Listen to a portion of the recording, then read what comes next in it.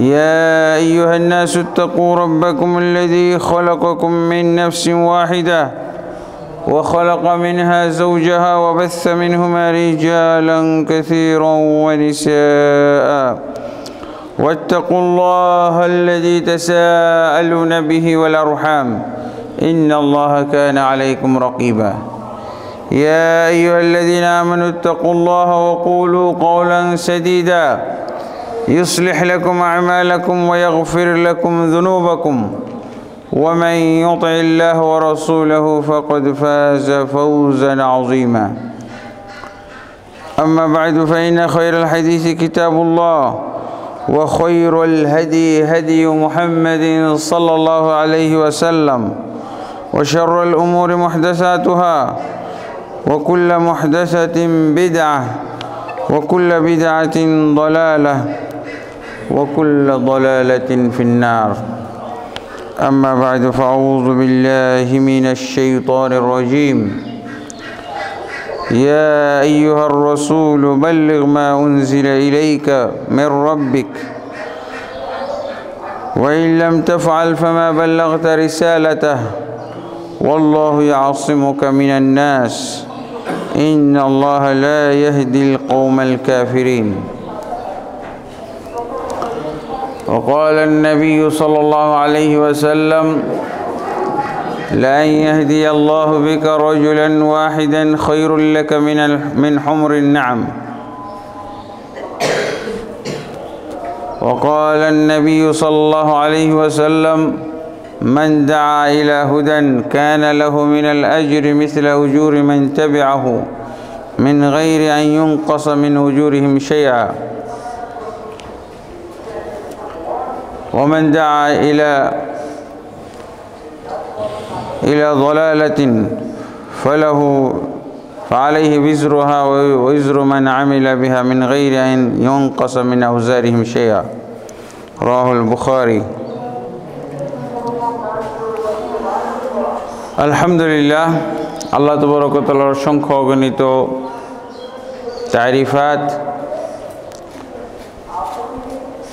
এবং গুণগান ও শুকরিয়া যে আল্লাহ তাবারক ওয়া তাআলা তার সৃষ্টি জগৎকে জিন এবং ইনসানকে একটা সুনিপুণ পরিকল্পনার মাধ্যমে পরিচালনা করে থাকেন তিনি যা চান তাই হয়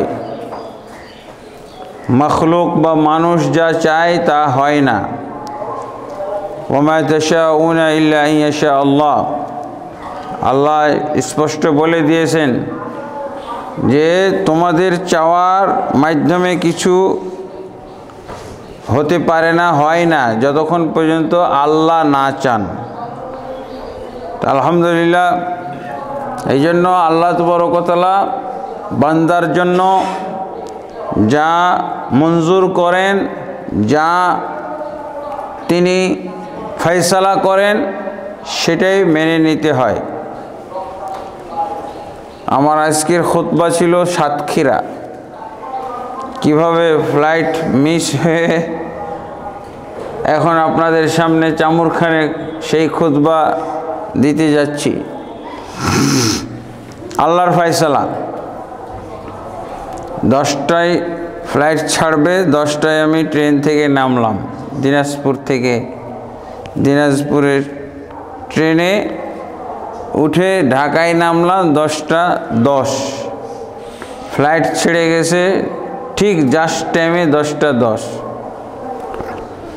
অথচ গতকালকে গেলাম 35-40 মিনিট লেট ফ্লাইটের আর আজকে 1 মিনিটও লেট করে নাই এটা আল্লাহর ফয়সালা করার কিছু নাই এই যে বেচারারা এখন পর্যন্ত ধড়ফড় করতেছে কোনো সুযোগ নাই ব্যাপক প্রচার করেছে কিন্তু আল্লাহর ফয়সালা সবাইকে মেনে নিতে হবে আলহামদুলিল্লাহ আজকে যে বিষয়ে আমি খুতবা প্রদান করব সেটা হলো আমাদের পর্যন্ত ইসলাম কিভাবে পৌঁছলো ইসলাম শুরু হয়েছে আদম আলাইহিসসালাম থেকে। আদম আলাইহিসসালাম সর্বপ্রথম এই ইসলাম ধর্মের দাওয়াত দিয়েছিলেন এবং আল্লাহ তাবারক ওয়া তাআলা স্পষ্ট বলে দিয়েছেন, ওমা খলাকতুল জিন্না ওয়াল ইনসা ইল্লা লিয়াবুদুন, আমি জিন এবং ইনসানকে সৃষ্টি করেছি শুধু আমার ইবাদতের জন্য। আল্লাহ তার ইবাদতের জন্য জিন ইনসানকে সৃষ্টি করেছেন, মানব জাতি এবং জিন জাতিকে। এই কথাটা জানানোর জন্যই অসংখ্য নবী রাসূলকে প্রেরণ করেছেন। আমাদের কাছে তো আল্লাহ ওয়াহি নাজিল করবে না, আল্লাহ তাবারক ওয়া তাআলা ওয়াহি নাজিল করেছেন তার নির্দিষ্ট কিছু বান্দাদের উপরে, যাদেরকে নবী রাসূল বলা হয়। সাধারণ পাবলিক যদি নিজেকে দাবি করে যে আমি নবী, তাহলে কিন্তু কাফের হয়ে যাবে। আর যে বিশ্বাস করবে যে উনি নবী, সেও কাফের হয়ে যাবে। আল্লাহু আকবার। তাহলে দ্বীনের দাওয়াত, ইবাদতের বিষয়টা জানানোর জন্য আল্লাহ তাবারক ওয়া তাআলা যে নবী রাসূলদেরকে প্রেরণ করেছেন, সেই নবী এবং রাসূলগণ আল্লাহর পক্ষ থেকে নির্বাচিত। ওয়াল্লাহু ইয়াজআলু রিসালাতাহু হাইসু ইয়াশা, আল্লাহ তাবারক ওয়া তাআলা রিসালাত দান করেন, রাসূল বানান যাকে তিনি চান, যার ক্ষেত্রে আল্লাহ মঞ্জুর করেন। এটা নবী হওয়া, রাসূল হওয়া, এটা কোনো মানুষের হাতে নাই যে আমি চেষ্টা সাধনা করে নবী হয়ে যাব। হ্যাঁ, আপনি চেষ্টা সাধনা করে হয়তো প্রেসিডেন্ট হয়ে যেতে পারেন, হয়তো আপনি প্রধানমন্ত্রী হয়ে যেতে পারেন, মন্ত্রী হয়ে যেতে পারেন, কিন্তু নবী হওয়ার কোনো সুযোগ নাই। নবী এবং রাসূল এটা একমাত্র আল্লাহর পক্ষ থেকে প্রদত্ত পদ, যাকে আল্লাহ দিবেন সেই হবে।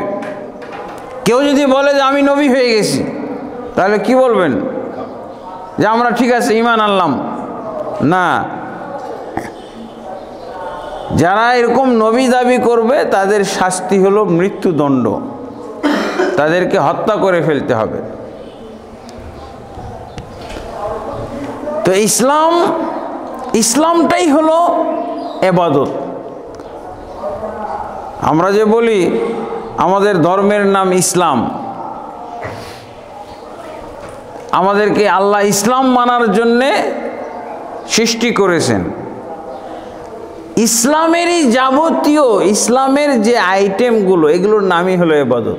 দেখেন ইসলামের রুকনগুলো কি? কালেমা, আর তারপরে হলো সালাত, নামাজ, তারপরে যাকাত, তারপরে সিয়াম, রোজা, হজ, উমরা, এগুলোকে ইসলাম বলছে। এগুলো আবার কি? ইবাদত। ইবাদতের আইটেমের সমন্বয়কে, সামগ্রিক রূপকেই বলা হয় ইসলাম। প্রত্যেকটা কাজ হলো ইসলামের কাজ। কালেমা ইসলামের কাজ, ইসলামের বাণী, ঈমানের বাণী। আর সবাই আদম থেকে শুরু করে মুহাম্মদ সাল্লাল্লাহু আলাইহি ওয়াসাল্লাম পর্যন্ত সবাই এই কালেমার দাওয়াত দিয়েছিলেন। লা ইলাহা ইল্লাল্লাহ ওয়া মা আরসালনা মিন ক্বাবলিকা মির রাসূলিন ইল্লা নূহি ইলাইহি আন্নাহু লা ইলাহা ইল্লাল্লাহ। হে মুহাম্মদ, আপনার পূর্বে আমি যত নবী রাসূল প্রেরণ করেছি, সবার কাছে আমি এই ওয়াহি করেছিলাম। কি ওয়াহি? লা ইলাহা ইল্লাল্লাহ, আল্লাহ ব্যতীত সত্যিকার অর্থে কোনো মাবুদ নাই, আল্লাহ ব্যতীত প্রকৃত কোনো মাবুদ নাই। এটা হলো লা ইলাহা ইল্লাল্লাহর অর্থ। আমরা যে বলি লা ইলাহা ইল্লাল্লাহর অর্থ আল্লাহ ব্যতীত কোনো মাবুদ নাই, এটা ভুল। লা ইলাহা ইল্লাল্লাহর সঠিক অর্থ হলো আল্লাহ ব্যতীত সত্য কোনো মাবুদ নাই। মিথ্যা মাবুদ তো আছে, এই যে হিন্দুরা পূজা করে এতগুলো, এগুলো কি মাবুদ? ওরা যে পূজা করে এগুলো কি মাবুদ বলতে হবে না, মিথ্যা মাবুদ। আল্লাহ রাসূল সাল্লাল্লাহু আলাইহি ওয়াসাল্লামের যুগেও এরকম মিথ্যা মাবুদ এবং সত্য মাবুদ ছিল। আল্লাহ রাসূল সাল্লাল্লাহু আলাইহি ওয়াসাল্লাম এইভাবেও মানুষকে দাওয়াত দিয়েছেন। কি বলছেন? এক কাফের ব্যক্তিকে, যিনি পরবর্তীতে মুসলমান হয়েছিলেন, আমর ইবনুল আস, সুনান তিরমিজির মধ্যে হাদিসটা আছে। আল্লাহ রাসূল সাল্লাল্লাহু আলাইহি ওয়াসাল্লাম জিজ্ঞেস করলেন, কাম ইলাহান তা'বুদু, হে আমর ইবনুল আস, তুমি কয়জন মাবুদের ইবাদত করো, এইটার একটা আমাকে সংখ্যা দাও। তাহলে আল্লাহ রাসূল সাল্লাল্লাহু আলাইহি ওয়াসাল্লাম কালেমার দাওয়াত দিয়েছিলেন, এর অর্থ হলো সত্যিকার যিনি মাবুদ তার ইবাদত করতে হবে। জিজ্ঞাসা করলেন আমর ইবনুল আসকে, তুমি কয়জন মাবুদের ইবাদত করো, একটা সংখ্যা দাও। আমর ইবনুল আস কি বললেন? সাবআন, আমি 7 জন মাবুদের ইবাদত করি। যা সত্য। হিন্দুরা নাকি 33 কোটি দেবতার পূজা করে। 33 কোটি দেবতা, এগুলো কি? এগুলো কি সত্য মাবুদ? এগুলো কি মিথ্যা মাবুদ? তাহলে অবশ্যই আমাদেরকে এইভাবে তরজমাটাও শিখতে হবে। এবং দাওয়াত তাবলীগের মূল জিনিসই হলো এটা। দাওয়াত তাবলীগের মূল জিনিস হলো এটা, আল্লাহ ব্যতীত সত্য কোনো মাবুদ নাই। ইবাদত তো করব, কিন্তু ইবাদত একমাত্র সত্য মাবুদের হইতে হবে। মিথ্যা মাবুদ, বাতিল মাবুদ, এদের কোনো ইবাদত বন্দেগী হবে না।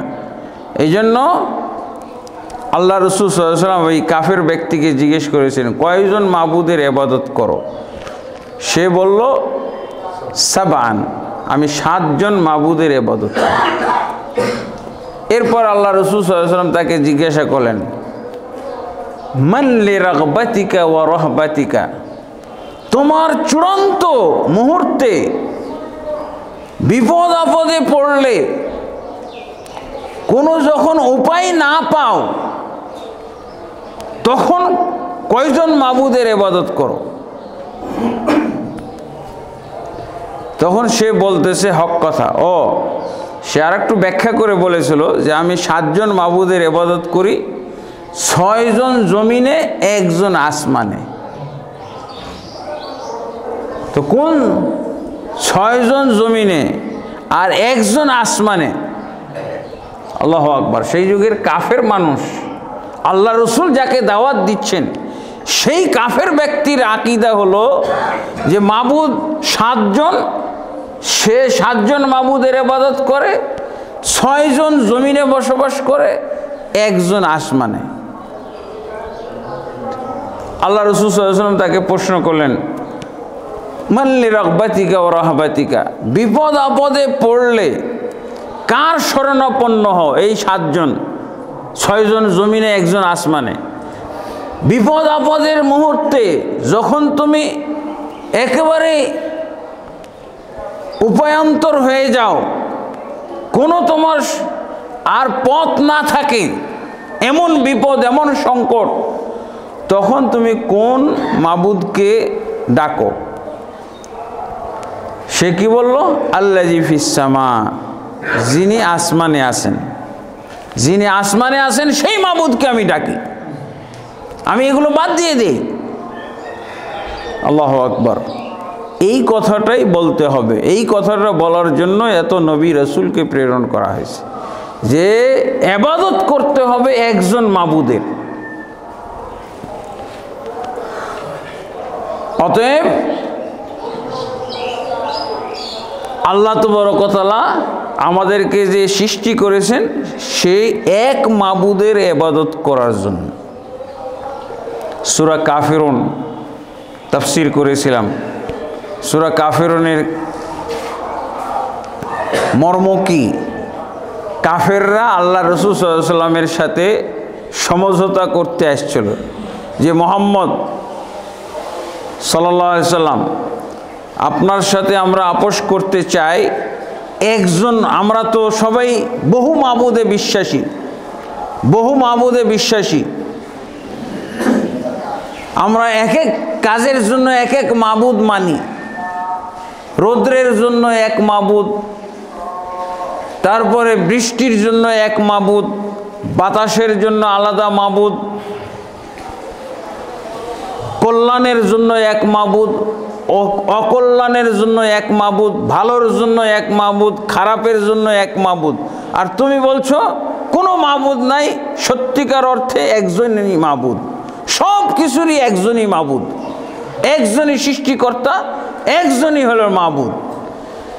তো এটা নিয়ে তোমার সাথে আমাদের গন্ডগোল হয়ে গেছে। তো এক কাজ করো, আমরা আপোষে চলি, আমরা তোমার এক মাবুদেরও ইবাদত করব, কিছুদিন আমরা অফ রাখবো। আমরা যে বহু মাবুদের পূজা করি, বহু মাবুদের আবার নাম পাওয়া যায় কোরআনে, কিছু কোরআনেও পাওয়া যায়, কিছু ইতিহাসে পাওয়া যায়। কাবা শরীফে যে সমস্ত মাবুদ তারা রেখেছিল, 360টা মূর্তি আমরা বলি, ওরা বলতো মাবুদ, আলেহা, ইলাহ, লা ইলাহ বলি না, ইলাহ মানে মাবুদ। তো ওরা 360টা মূর্তি রেখেছিল, এগুলোকে তারা মাবুদ বলতো,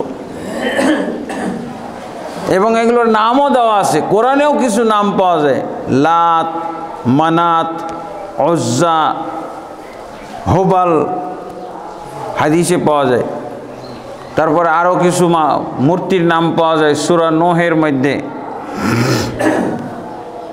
সূরা কামারের মধ্যে আছে এগুলো। আর সূরা নূহের 23 নম্বর আয়াতে একাধারে 5 জন মাবুদের নাম আছে, লা তাযারুন্না ওয়াদ্দান ওয়ালা সুওয়া ওয়ালা ইয়াগুস ওয়া ইয়াউক ওয়া নাসরা।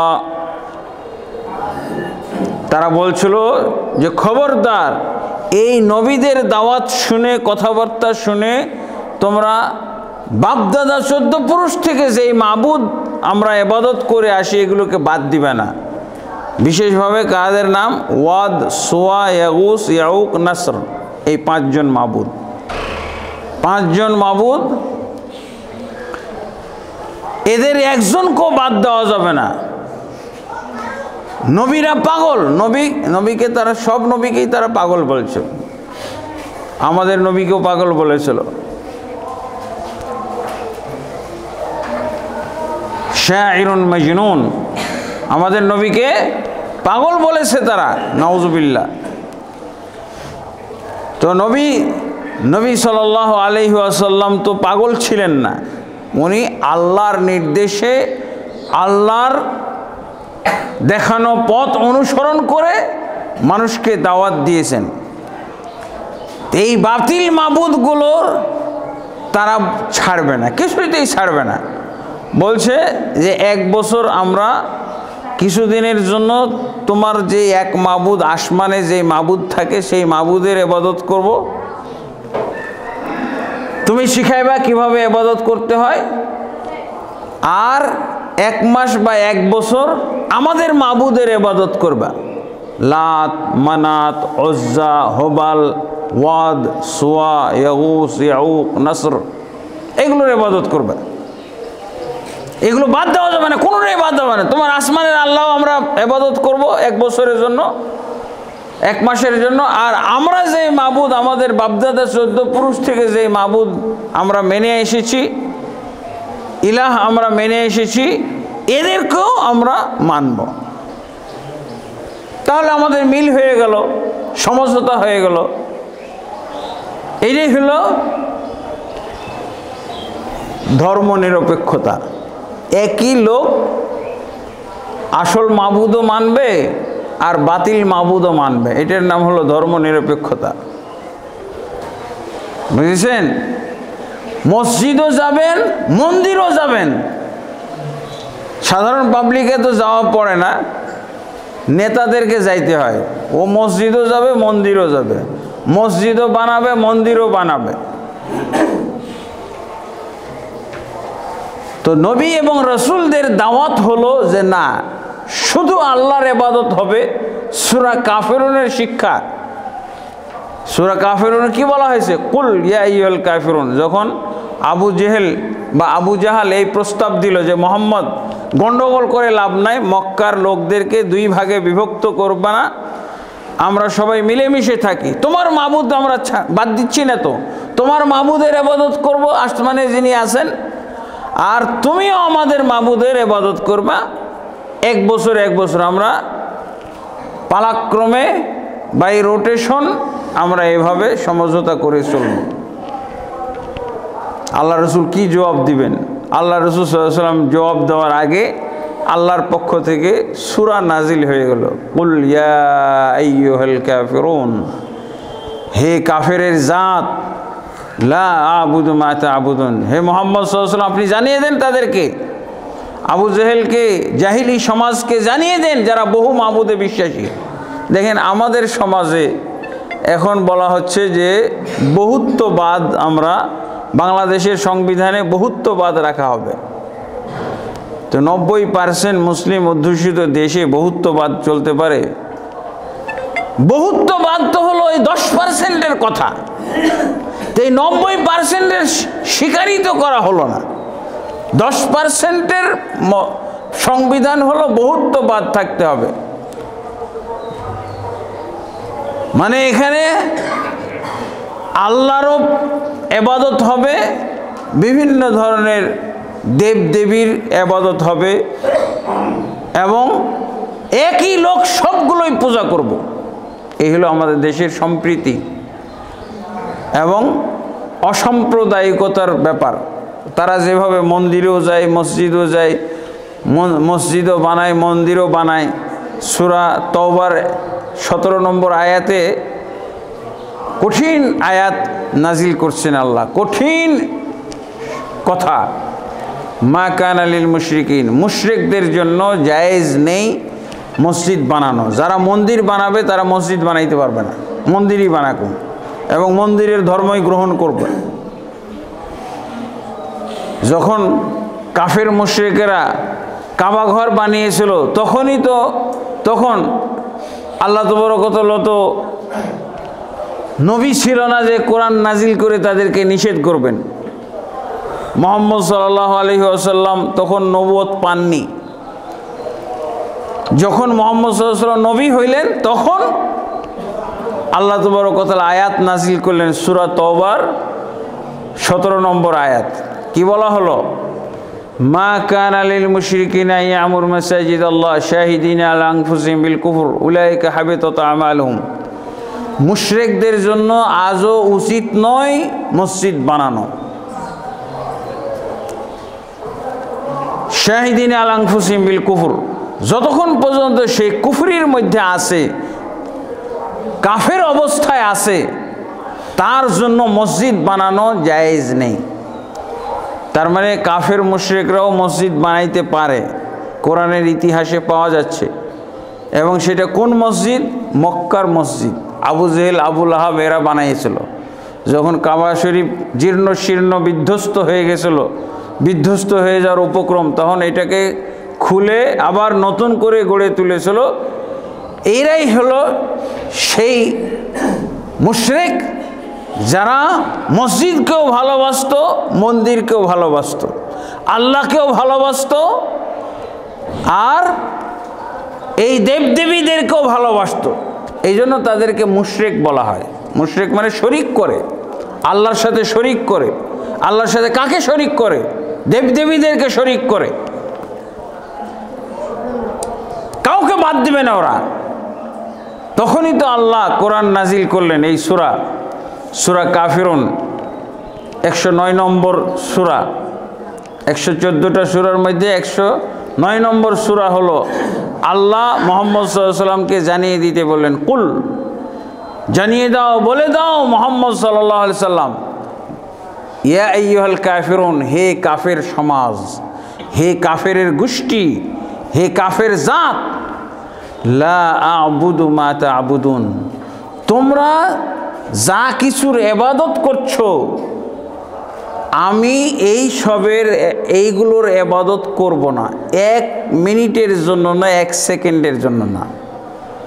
ওয়ালা আনতুম আবিদুনা মা আবুদ, এবং আমি যেই মাবুদের ইবাদত করি তোমরা সেই মাবুদের ইবাদত করবে না। ইবাদত করা ঠিক হবে না যতক্ষণ পর্যন্ত ওই বাতিল মাবুদগুলো ত্যাগ না করবে। আমার মাবুদের ইবাদত করার কোনো সুযোগ নাই, গ্রহণযোগ্য হবে না যতক্ষণ পর্যন্ত ওই বাতিল মাবুদগুলোকে ত্যাগ না করবে। এই জন্য বলছেন ওয়ালা আনতুম আবিদুনা মা আবুদ, আমার মাবুদের তোমরা ইবাদত করতে পারবে না, তোমাদের জন্য অনুমতি নাই।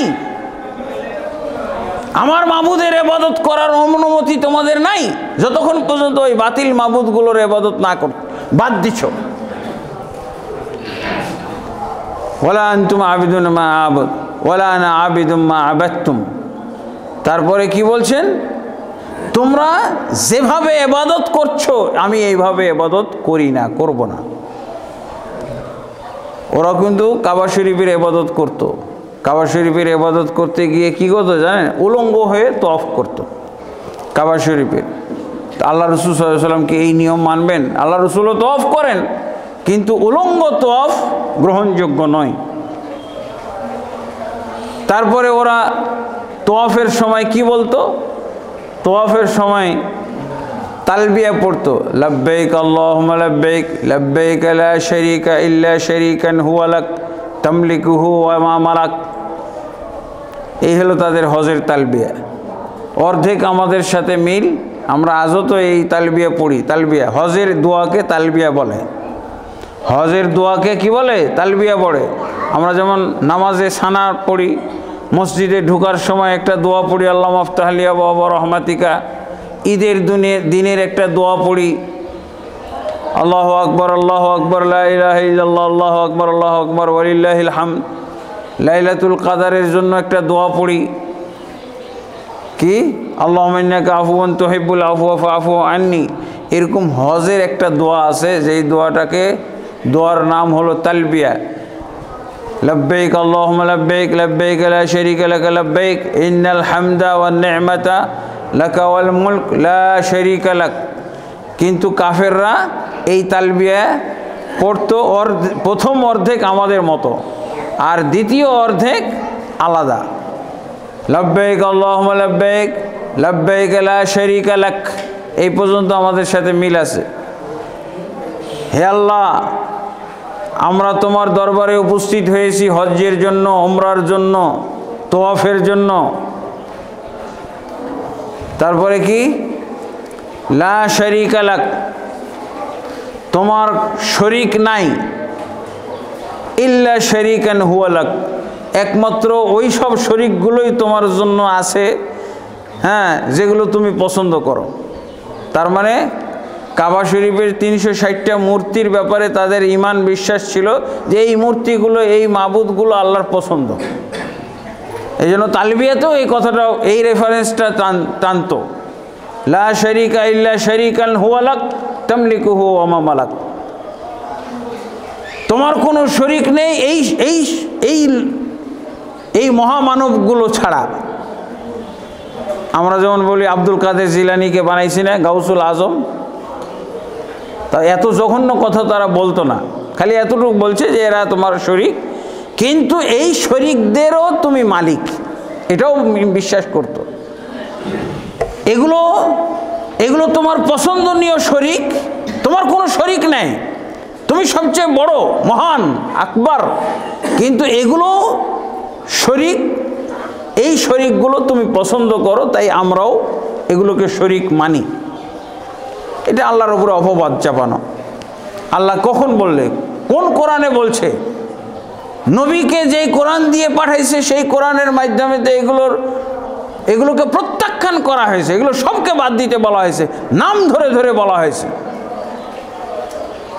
অথচ তারা জোর করে এরকম দাবি করত যে আল্লাহ তোমার কোনো শরীক নেই, একমাত্র এই শরীকগুলো ছাড়া যেগুলোকে তুমি পছন্দ করো, তামলিকুহু ওয়া মা মালাক, এই শরীকগুলোরও তুমি মালিক, এবং এই শরীকগুলো যা কিছুর মালিক তারও মালিক তুমি।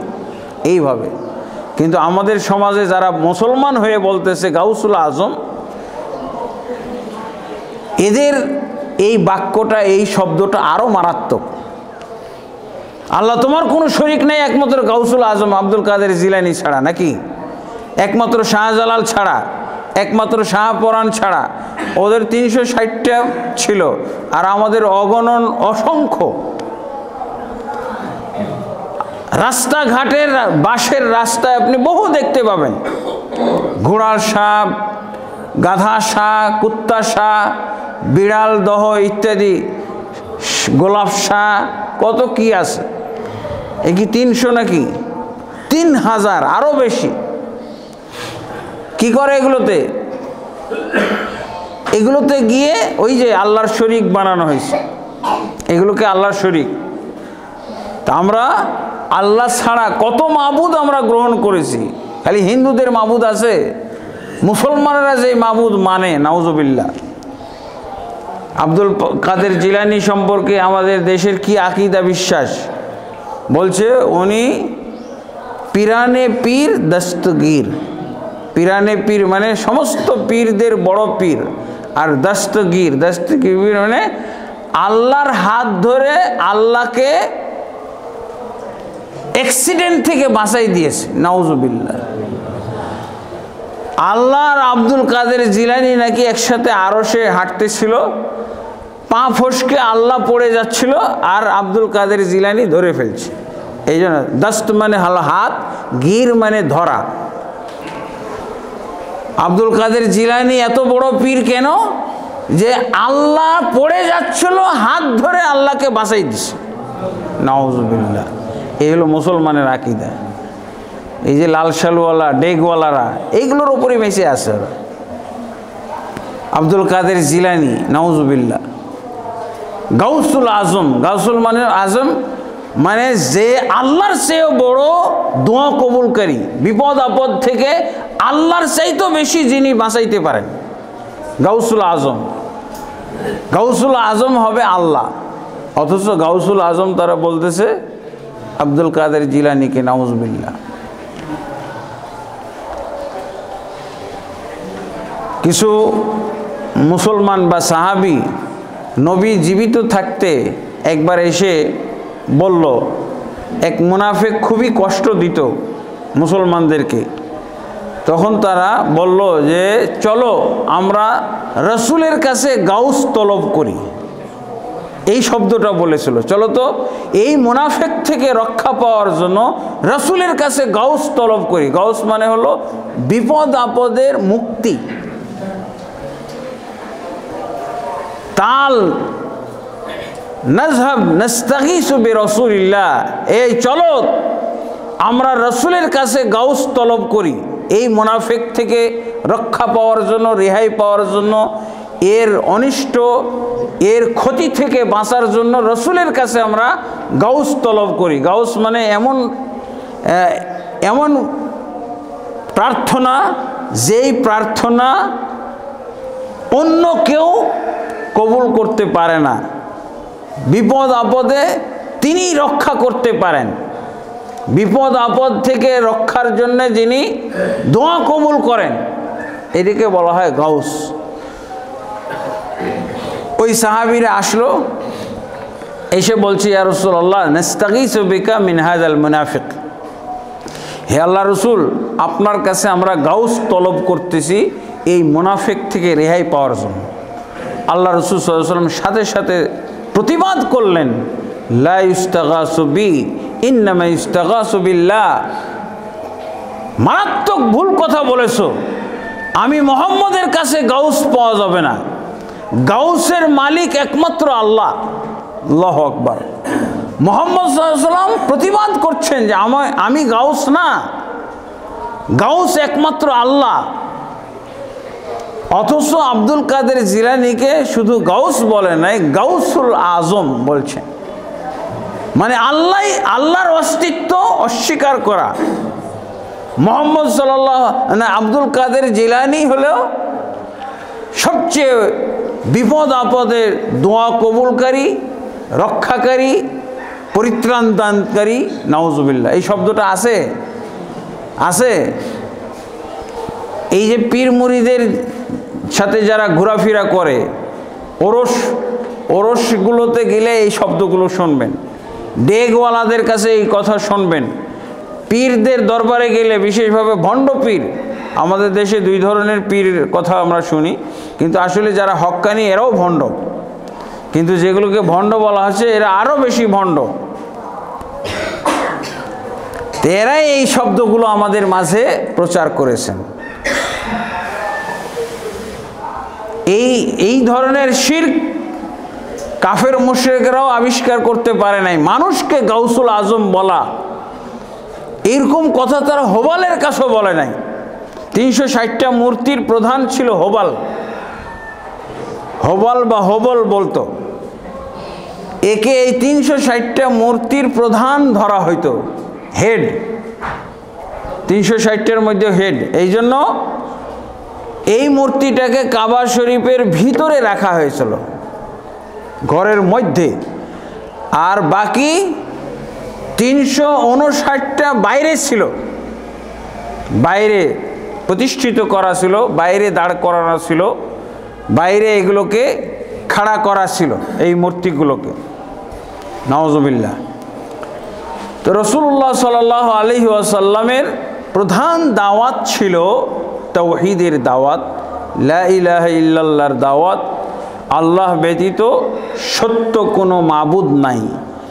যত মাবুদ তাদের যুগে ছিল, যত মাবুদ আমাদের যুগে আছে আল্লাহ ছাড়া, এগুলো সব বাতিল।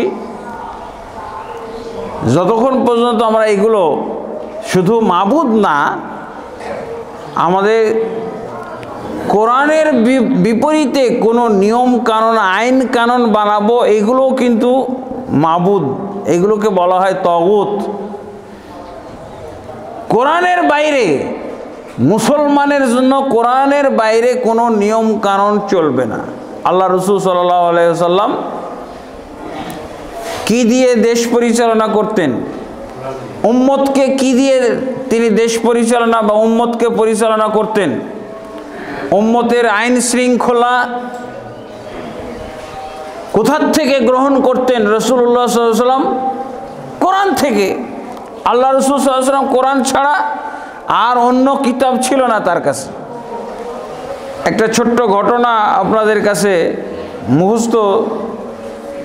মুখস্থ হওয়ার জন্য বলছি, এর আগেও হয়তো আমি বলেছি। রাসূলুল্লাহ সাল্লাল্লাহু আলাইহি ওয়াসাল্লামের কাছে তাওরাতের একটা খণ্ড নিয়ে এসেছিল। কে? ওমর ইবনে খাত্তাব। ওমর বিন খাত্তাব রাদিয়াল্লাহু আনহু তাওরাতের একটা অংশ নিয়ে এসেছিল। তাওরাত মানে কিতাব, যেই তাওরাত কিতাব নাজিল হয়েছিল মুসা আলাইহিসসালাতু ওয়াসাল্লামের যুগে। তো এই তাওরাতের একটা অংশ, কয়েকটা পাতা ওমর ইবনে খাত্তাব রাদিয়াল্লাহু আনহু আল্লাহ রাসূলের সামনে নিয়ে এসেছিলেন। তারপরে ওমর ইবনে খাত্তাব রাদিয়াল্লাহু আনহু মন্তব্য ছিল যে এই পাতাগুলোর মধ্যে কোরআন বিরোধী কিছু নাই, ইসলাম বিরোধী কিছু নাই। তো ওমর ইবনে খাত্তাব রাদিয়াল্লাহু আনহু এই তাওরাতের পাতাগুলো পড়া শুরু করলো আল্লাহ রাসূলের সামনে। আর আল্লাহ রাসূল সাল্লাল্লাহু আলাইহি ওয়াসাল্লামের রাগে চেহারা বিবর্ণ হয়ে গেল। পড়তেই আছে ওমর ইবনে খাত্তাব কোরআনের বাইরে। এই অবস্থাটা দেখলেন কে? আবু বকর রাদিয়াল্লাহু আনহু। আবু বকর রাদিয়াল্লাহু আনহু যখন এই অবস্থা দেখলেন, তখন আবু বকর রাদিয়াল্লাহু আনহু ওমরের উপরে ক্ষেপে গেলেন। অথচ দুইজন দোস্ত, বন্ধু, কত মহব্বত আবু বকর এবং ওমর। কিন্তু তাওরাতের এই পাতাগুলো পড়ার কারণে রাসূলের সামনে, আর রাসূল সাল্লাল্লাহু আলাইহি ওয়াসাল্লাম রাগান্বিত হওয়ার কারণে, রাগে চেহারা পরিবর্তন হয়ে যাওয়া দেখে আবু বকর রাদিয়াল্লাহু আনহু ওমর উপরে ক্ষেপে গেলেন। ওমর উপরে ক্ষেপে গিয়ে বদদুয়া করা শুরু করলেন। কি বদদুয়া করেছিলেন জানেন?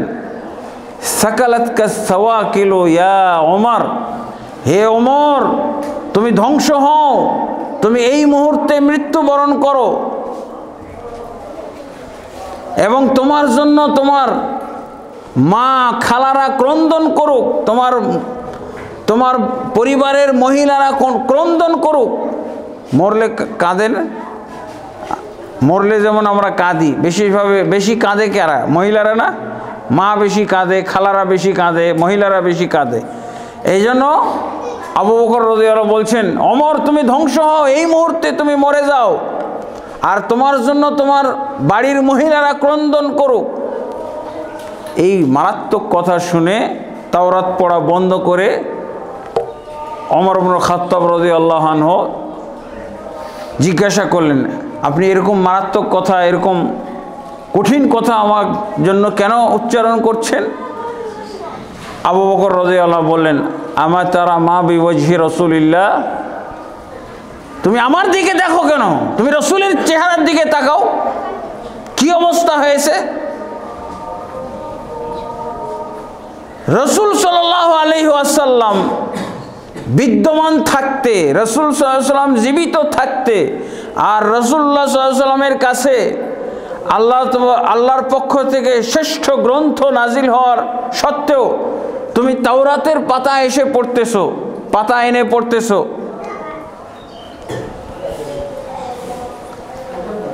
এই কথা শুনে আবু বকর রাদিয়াল্লাহু আনহু কথা শুনে মুহাম্মদ সাল্লাল্লাহু আলাইহি ওয়াসাল্লামের চেহারার দিকে তাকিয়ে দেখছেন ওমর, হ্যাঁ সত্যি তো আল্লাহ রাসূল সাল্লাল্লাহু আলাইহি ওয়াসাল্লামের চেহারা রাগে লাল হয়ে গেছে, কঠিন লাল, চেহারায়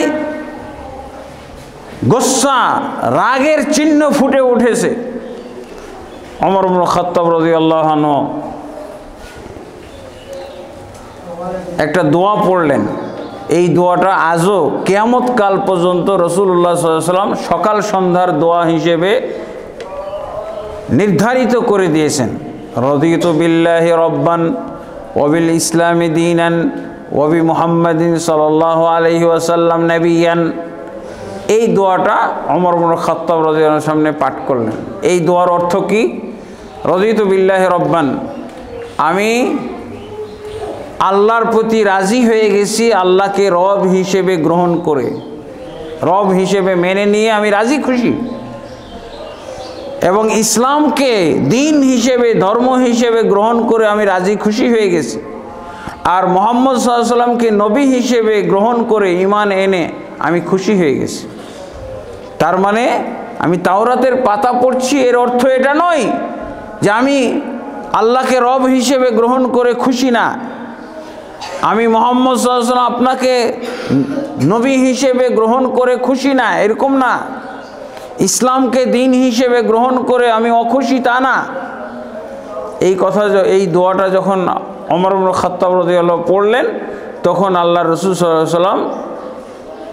আলাইহি ওয়াসাল্লামের রাগ প্রশমিত হলো, আল্লাহ রাসূল সাল্লাল্লাহু আলাইহি ওয়াসাল্লাম সংযত হলেন এবং একটা ভাষণ দিলেন। কি ভাষণ? ভাষণটা হলো, আমি মুহাম্মদ সাল্লাল্লাহু আলাইহি ওয়াসাল্লাম জীবিত থাকতে যদি সাপোজ তাওরাত, কেন তাওরাত যার উপরে নাজিল হয়েছিল, যদি স্বয়ং মূসা জীবিত হয়ে আসেন, তারপরও তাকে অনুসরণ করা যাবে না। কারণ আমি আসার পর মূসা আলাইহিস সালাতু ওয়াস সালামের নবুয়ত ব্যান্ড হয়ে গেছে, উনি মারাও গেছেন আর তার নবুয়তও ব্যান্ড হয়ে গেছে। এখন তাহলে আমরা তাওরাত পড়তে পারবো? আর আল্লাহ রাসূল সাল্লাল্লাহু আলাইহি ওয়াসাল্লাম যে এত সুন্দর করে দেশ পরিচালনা করতেন, এত সুন্দর করে যে আল্লাহ রাসূল সাল্লাল্লাহু আলাইহি ওয়াসাল্লাম জনগণকে পরিচালনা করতেন, সেটা কিতাবটার নাম কি? সেটাই তো আল কোরআন। কোরআন বাদ দিয়ে তাওরাত চলবে না, তো 90% মুসলমানের দেশে কিভাবে তাহলে ফ্রান্সের ল চলে, ব্রিটিশ ল চলে? আমাদের সংবিধান কি? সংবিধানের মধ্যে ব্রিটিশের খ্রিস্টানদের লেখা কিতাব আমাদের দেশের, আমাদের জনগণের উপরে, 90% জনগণের উপরে বাস্তবায়ন করা হচ্ছে। মুসলমানের হুঁশ দিশা আছে, জ্ঞান গরিমা কিছু আছে? এদের স্বাভাবিক সব পাগল ছাগলের দল ছাড়া কি? যদি এরা এই 90% মুসলমানকে পাগল ছাগল না মনে করতো, এত এত বদমাশি এত দুষ্টামি কাজ করতে পারতো? যেখানে মুহাম্মদ সাল্লাল্লাহু আলাইহি সাল্লাম তাওরাত অ্যাকসেপ্ট করতেছেন না, একজন নবীর উপরে নাজিল হয়েছিল এই তাওরাত। ওই যে আমাদের সংবিধান গ্রন্থ, এটা কার উপরে নাজিল হয়েছে? ইবলিসের উপরে ছাড়া কার উপরে নাজিল হয়েছে? এটা কার উপরে নাজিল হয়েছে? আমাদের যে সংবিধান চাপানো হচ্ছে, এই পর্যন্ত আমাদের উপরে যেই সংবিধান বাস্তবায়ন করা হচ্ছে, আমাদের দেশের যে আইন কানুন যেই গ্রন্থ থেকে নেওয়া হচ্ছে, এটা কার উপরে নাজিল হয়েছে? ব্রিটিশরা লিখে দিয়েছে, ফ্রান্স লিখে দিয়েছে, আমেরিকান লিখে দিয়েছে, সেগুলো এসে 90% মুসলমানের উপরে বাস্তবায়ন। কোরআন কি ব্যান হয়ে গেছে না? কোরআন কে ব্যান করলো? কোরআনের একটা বিধান, চুরি করলে হাত কেটে ফেলতে হবে। চুরি করলে হাত কেটে ফেলতে হবে, হাত কেটে দরকার হলে এটা ঝুলিয়ে রাখা হবে। সামুর খান সিনহা গার্মেন্টসের সামনে রশিতে বেঁধে হাতটা ঝুলিয়ে রাখতে হবে। এর অর্থ কি? এর অর্থ হলো যারা চুরি করবে আর যতদিন বেঁচে থাকবে এই হাতটা নিয়ে, যখন এরকম হাত কাটা লোক দেখলেই বুঝবে যে এটা চোর। চুরির শাস্তি তার হয়েছে, সারা জীবন সে চোর, এটা বলা লাগবে না, লিখে দেওয়া দরকার আছে। কিয়ামত যতদিন পর্যন্ত সে বেঁচে থাকবে ততদিন পর্যন্ত এই বেইজ্জতি নিয়ে তাকে বেঁচে থাকতে হবে। আমাদের দেশে তো চড় থাপ্পড়, হ্যাঁ এমন মাইর দিলাম সেন্সলেস হয়ে গেল, হসপিটালে যে ভালো হয়ে চলে আসলো, আবার চুরি শুরু করছে। হ্যাঁ, কিন্তু দেখেন ইসলামের কি বিধান একটা, চুরি করলে তার হাত দুখান কেটে দাও, কবজি থেকে হাত কেটে দাও, আর কেটে দিয়ে না, এই হাতকে ঝুলিয়ে রাখতে হবে, যাতে যত চোর আছে তারা দেখবে। দেখেন কি সিস্টেম। আল্লাহ রাসূল সাল্লাল্লাহু আলাইহি ওয়াসাল্লামের যুগে এরকম একটা ঘটনা ঘটছিল। কুরাইশ বংশের এক মহিলা চুরি করছে। আল্লাহ রাসূল সাল্লাল্লাহু আলাইহি ওয়াসাল্লাম নিজেও তো কুরাইশ বংশের, তাই না? কুরাইশ বংশ তো বিশাল, হাজার হাজার মানুষ, লক্ষ লক্ষ মানুষ কুরাইশ বংশে, এবং উপবংশ আছে, উপকবিলাও আছে। উপকবিলা, আল্লাহ রসুলের উপকবিলার নাম হলো বানু হাশেম। তো আল্লাহ রসুল সাল্লাল্লাহু আলাইহি ওয়াসাল্লাম শুধু কুরাইশি বলতেন না, বানু হাশেম, হাশেমই বলতেন। হাশেম কুরাইশ বংশের মহিলা। আল্লাহ রসুল সাল্লাল্লাহু আলাইহি ওয়াসাল্লামের কাছে কায়দা করে বলা হলো, ইয়া রাসূলুল্লাহ, এই যে মহিলাটার হাত কাটা হবে, এতে গোটা কুরাইশ বংশের বেইজ্জতি হবে। এই কথাটা আল্লাহ রসুল সাল্লাল্লাহু আলাইহি ওয়াসাল্লামকে বলতে গেল যে আপনি দেখেন, চিন্তা ভাবনা করে দেখেন, ভালো করে বুঝে দেখেন এই মহিলার হাত কাটবেন কি না। কাটলে কিন্তু আপনারও বেইজ্জতি, আপনিও এই কুরাইশ বংশের একজন সদস্য। তার মানে তারা বুঝাইতে চাইল যে ইয়া রাসূলুল্লাহ, এই মহিলাকে যে কোনো কৌশলে রেহাই দিতে হবে, না হলে মান ইজ্জত থাকবে না। যেই বংশ হলো আরবের মধ্যে শ্রেষ্ঠ সম্ভ্রান্ত বংশ, আপনি নিজেও যেই বংশের মানুষ, এই বংশটার মান ইজ্জত সব ধ্বংস হয়ে যাবে, ভুলুণ্ঠিত হয়ে যাবে। যে কোনো মূল্যে এই মহিলাকে রেহাই দিতে হবে। আল্লাহু আকবার। হাত কেটে ফেলতে হবে, এটা কোরআনে আছে। এই যে মুসলমানদের সংবিধান, এই সংবিধান শত শত কোটি টাকা দিয়েও একটা বিধান কারো লঙ্ঘন করার, অ্যাভয়েড করার কোনো সুযোগ নাই। আল্লাহ রাসূল সাল্লাল্লাহু আলাইহি ওয়াসাল্লাম যখন এই কথাগুলো শুনলেন, চতুর্দিক থেকে আল্লাহ রসুলকে বোঝানো হচ্ছে, তখন আল্লাহ রসুল কি ভাষণ দিয়েছিলেন জানেন? বলছে, কিসের কুরাইশ বংশের এই মহিলার চুরির দায়ে হাত কাটা হবে? আরে মুহাম্মদের মেয়ে ফাতেমাও যদি চুরি করত, আমি মুহাম্মদ তার হাত কাটতাম। এর নাম হলো আল্লাহর সংবিধান। এই কথাগুলো কোরআনে আছে। এই 90% মুসলমান না, এরা ভেড়া ছাগল বলেন। এই যে ব্রিটিশ ওরা কি ওলি আল্লাহ, ব্রিটিশ লটাকে, যে ব্রিটিশ ল আমাদের সংবিধান নেওয়া হয়েছে ব্রিটিশ ল থেকে, নাউজুবিল্লাহ। ইংরেজরা আগে শাসন করেছে, সেই ইংরেজদের উপহার দেওয়া সংবিধান, এগুলো একটু হেরফের করে মূল টার্মগুলো, মূল নিয়মগুলো, মূল ধারাগুলো ওখান থেকে আমরা নিয়ে একটু পরিবর্তন করে, তারপর তো অনেকবার পরিবর্তন, প্রত্যেক দলই তো পরিবর্তন করে, কিন্তু আল্লাহর কোরআন কি পরিবর্তন করা যাবে? এই সংবিধান হলো মুসলমানের সংবিধান, যেটা পরিবর্তন করার নবীরও ক্ষমতা নাই। নবী সাল্লাল্লাহু আলাইহি ওয়াসাল্লাম কি বললেন? লাউ সারাকাত ফাতিমাতু বিনতা মুহাম্মদ লাকাতাতু ইয়াদাহা, যদি মুহাম্মদের মেয়ে ফাতেমাও যদি চুরি করত, এই স্থানে থাকতো, আমি মুহাম্মদ তার হাত কাটতাম। আল্লাহু আকবার। তাহলে কোরআনে যে নিয়মগুলো দেওয়া আছে, এই নিয়মগুলো যদি কেউ বাস্তবায়ন করে, আমরা যেদিন লা ইলাহা ইল্লাল্লাহ যখনই পড়েছি তখন কিন্তু এগুলো মেনেছি আমরা, কিন্তু মুনাফিকি করি, সব মুনাফিকের দল হয়ে গেছি আমরা। অথচ লা ইলাহা ইল্লাল্লাহ আপনি পড়েছেন কেন? এর অর্থ হলো আল্লাহকে মাবুদ হিসেবে মানি এবং আল্লাহ তাবারক ওয়া তাআলার নিয়ম কানুনগুলো আমি মানি, আল্লাহর বিধিবিধানগুলো আমি মানি। ওমান লাম ইয়াহকুম বিমা আনজালাল্লাহ ফাউলাইকা হুমুল কাফিরুন, আল্লাহ স্পষ্ট বলেছেন, যে ব্যক্তি আল্লাহর দেওয়া বিধিবিধান মানবে না, মানব রচিত বিধিবিধান যারা মানবে এবং সেই অনুযায়ী বিচার ফয়সালা করবে, তারা কাফের, তারা জালেম, তারা ফাসিক, স্পষ্ট বলে দেওয়া আছে। অথচ ওই কামটাই আমাদের 90% মুসলমানের দেশে অলরেডি হয়ে গেছে, এখন আরও নষ্টর দিকে যাইতেছে। আগে ধর্মনিরপেক্ষতা ছিল, এখন ধর্মনিরপেক্ষতা উঠাই দিয়ে এখন বহুত্ববাদ এইটা লেখা হচ্ছে, নাউজুবিল্লাহ। তাহলে বোঝা যায় যে মুসলমানরা